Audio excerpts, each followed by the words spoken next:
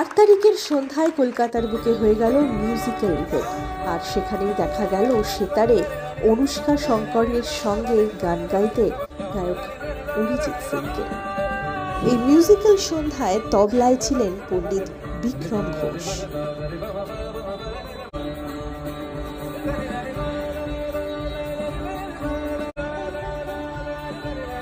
Cine Gossip.